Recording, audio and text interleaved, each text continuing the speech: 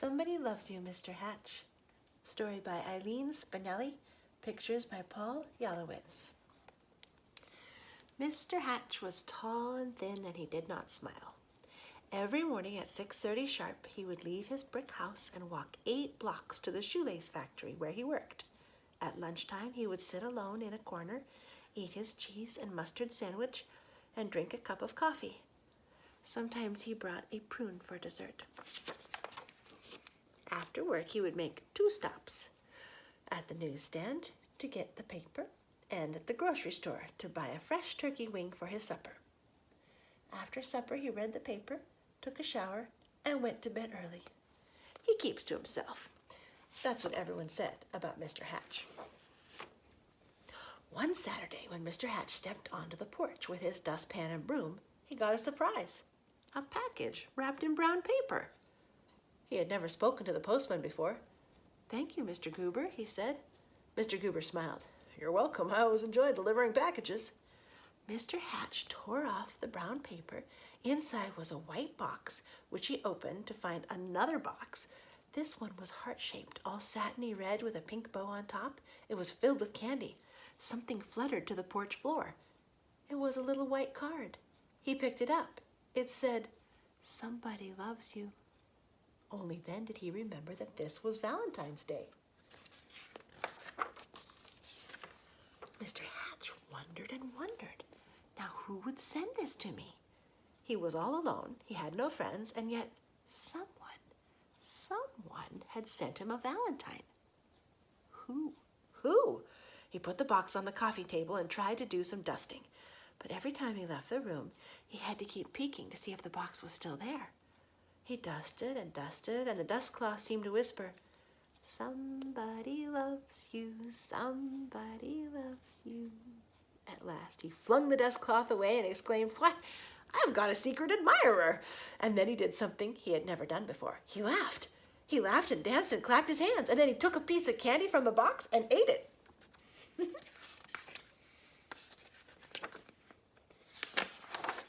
Mr. Hatch changed his shirt and found some old aftershave in the bottom drawer. He splashed it on his face. He picked out a yellow tie with blue polka dots on it and put it on. And then he went for a walk. Maybe, he thought, I will meet the person who sent me the candy. Of course, no one had ever seen Mr. Hatch wearing a tie or smelling of aftershave or smiling, so he got a lot of attention. Mrs. Weed tripped over her dog. Mr. Dunwoody nearly fell off his ladder, and little Tina Finn spilled all the toys out of her wagon. Mr. Hatch waved hello to all of them. On Monday, it was back to work. At lunchtime, Mr. Hatch sat in the middle of the cafeteria. He spoke to everyone and passed out the chocolates from his heart box. On the way home, as usual, he stopped at the newsstand. Mr. Smith handed him the usual newspaper. "I think I'll have a pack of mints," said Mr. Hatch, not as usual. Mr. Smith was shocked. "Was that you speaking, Mr. Hatch?" "Indeed it was," said Mr. Hatch. "I said I would also like a pack of mints. And if you don't mind my saying so, Mr. Smith, you don't look very well today." Mr. Smith recovered from his shock to reply, "You're right, I don't feel very well. I have a cold. I was supposed to go to the doctor's this afternoon, but the stand has been so busy I haven't had the time." Mr. Hatch smiled. "Why, I'd be happy to watch the stand for you while you go." Mr. Smith could hardly believe his ears. "You would? Certainly, just show me what to do."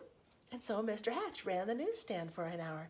He wondered if any of the women who stopped to buy a paper or a magazine or a candy bar had sent him the mysterious valentine. When Mr. Smith returned, Mr. Hatch made his usual stop at the grocery store. "I'm a little tired of turkey wings," he told Mr. Todd. "I think I'll have a nice fresh slice of ham." Mr. Todd weighed the meat and wrapped it.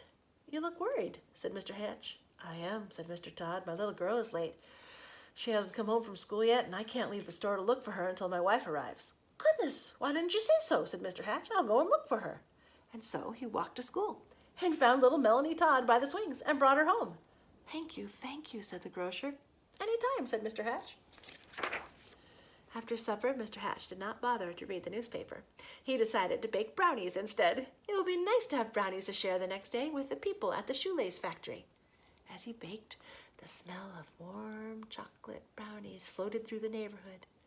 Children gathered around Mr. Hatch's house, sniffing the air. Well, I suppose the factory can wait, Mr. Hatch said as he looked out the window, and he brought out 2 platefuls. Now, what are brownies without lemonade, he said, and he stirred up a nice cold pitcher.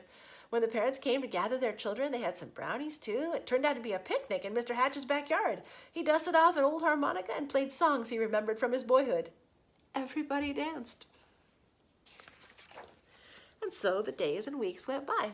When Mr. Hatch wasn't smiling, he was laughing. And when he wasn't laughing, he was helping someone. And when he wasn't helping someone, he was having a party in his yard or on his porch. He seemed to have forgotten about finding the person who sent him the valentine. Then one afternoon, Mr. Goober, the postman, came to his door. His face was very serious. "Come in, Mr. Goober," said Mr. Hatch. "You look upset." "I am upset," he said. "I made a mistake some time ago. My supervisor's very angry with me. Do you... "Yes, Mr. Goober, what is it?" "Do you recall the package I delivered to you on Valentine's Day, I think it was?" "Yes, I believe so," said Mr. Hatch, beginning to feel a little uneasy.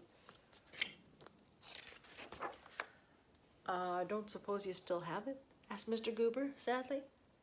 "As a matter of fact," said Mr. Hatch, "I still have the box. The candy is gone, though. Why do you ask?" The postman took a deep breath. "I'm afraid I delivered it to the wrong address. It was supposed to go to another house." Mr. Hatch recalled tearing off the brown paper. It had never occurred to him to look at the address. He fetched the heart-shaped box and the pink bow and gave them to the postman. "I do hope your supervisor won't be too angry with you now." The postman was heading down the sidewalk when Mr. Hatch called from his porch. "Mr. Goober, I forgot something." He gave the postman a little white card. "Somebody loves you." Alone in his living room, Mr. Hatch sighed. Nobody loved me after all. Then he read the paper, took his shower, and went to bed early. The next morning at 6:30 sharp, Mr. Hatch left his brick house and walked 8 blocks to the shoelace factory. At lunchtime, he sat in the corner by himself, ate his cheese and mustard sandwich, and drank a cup of coffee. I can see everybody's looking in the window wondering what is going on. After work, he stopped at the newsstand for his paper, but he did not speak to Mr. Smith. And when he ordered his turkey wing from Mr. Todd, he did not smile. Nor did he pat little Melanie Todd on the head, or bake brownies, or have picnics or parties, or play his old harmonica anymore. Everyone whispered, "What is wrong with Mr. Hatch?" Mr. Goober, the postman, told them. "We love Mr. Hatch," insisted Mr. and Mrs. Dunwoody. "He gave us flowers for our garden. He helped us mend our back fence." Mrs. Weed nodded. "I love him too. He saved his bones from my dog Ruffy." Ruffy barked. She loved Mr. Hatch too. Mr. Smith told everyone how Mr. Hatch had watched his newsstand so he could visit the doctor, and Mr. Todd told everyone how Mr. Hatch had found his little girl. All the children in the neighborhood remembered Mr. Hatch's wonderful brownies and lemonade, and most of all his laughter. "Poor Mr. Hatch," they said. "What can we do?"